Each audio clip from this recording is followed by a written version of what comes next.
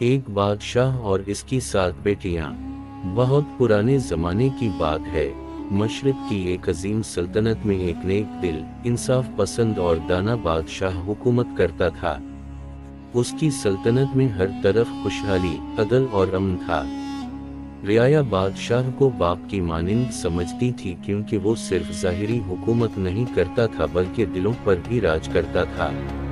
اس بادشاہ کی سب سے بڑی دولت اس کی 7 بیٹیاں تھیں۔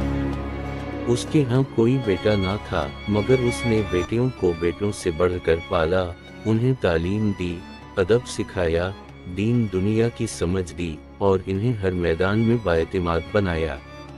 ہر بیٹی اپنی شخصیت میں ایک انوکھا رنگ رکھتی تھی۔ بڑی بیٹی نور جہاں ذہانت میں یکتا تھی، دوسری ماں نور ادب و شاعری کی شوقین، تیسری زینب خوبصورتی اور نرمی کا پیکر، چوتھی فاطمہ بے باک اور حق گو، پانچویں مریم نہایت سادہ اور عبادت گزار، چھٹی شگفتہ ہنس مکھ اور سب کی دوست، اور 7ویں سب سے چھوٹی بیٹی صفی بہت کم گو، گہری سوچ والی اور دل سے محبت کرنے والی لڑکی تھی۔ صفی کی فطرت باقی بہنوں سے مختلف تھی۔ وہ خاموشی سے سب کا خیال رکھتی، والد کے آرام کا خیال، درباریوں کی خدمت، محل کے ملازموں کا دکھ سننا، چھوٹے بچوں کے ساتھ وقت گزارنا اس کی روزمرہ کا حصہ تھا۔ مگر چونکہ وہ اپنے جذبات کا اظہار کم کرتی تھی، اس لیے باقی بہنوں کی چمک دمک میں اس کی موجودگی اکثر نظر انداز ہو جاتی تھی۔ ایک دن بادشاہ کو خیال آیا کہ وہ اپنی بیٹیوں کی محبت کا انداز دیکھے۔ اس نے سب کو دربار میں بلایا اور کہا، بیٹیوں، تم میں سے کون مجھے سب سے زیادہ چاہتی ہے اور کس قدر؟ ہر ایک اپنی محبت کا اندازہ کسی چیز سے لگائے۔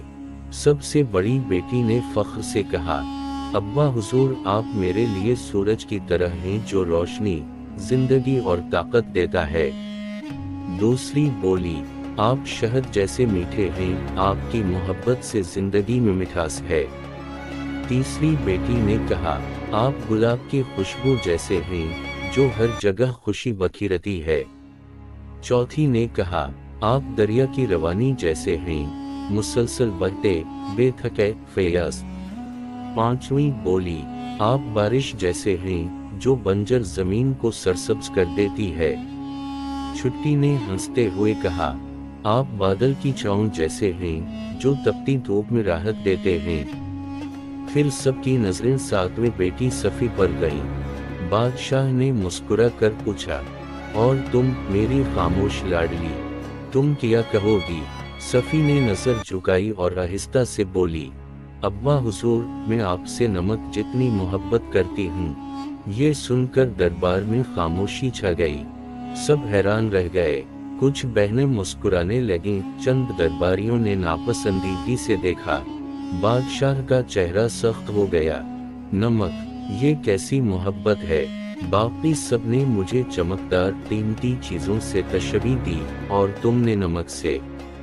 صفی نے بڑی نرمی سے جواب دیا، ابا حضور، نمک کے بغیر سب کچھ بے ذائقہ ہو جاتا ہے۔ نمک ہر کھانے میں چھپا ہوتا ہے، دکھائی نہیں دیتا، مگر اس کے بغیر مزہ نہیں آتا۔ میری محبت بھی ویسی ہی ہے، نظر نہیں آتی، مگر دل کی گہرائی سے ہے۔ بادشاہ اس جواب کو سمجھنے سے قاصر رہا۔ اس کا دل ٹوٹا اور اس نے جذبات میں آ کر حکم دیا کہ صفی کو محل سے نکال دیا جائے۔ وہ دن صفی کے لیے آزمائش کا آغاز تھا۔ بغیر کسی شکوے شکایت کے اس نے اپنے چند کپڑے لیے اور خاموشی سے محل سے نکل گئی۔ چند ہفتوں بعد صفی ایک دور دراز ریاست پہنچی جہاں ایک نیک دل شہزادہ اپنے لیے ہم سفر تلاش کر رہا تھا۔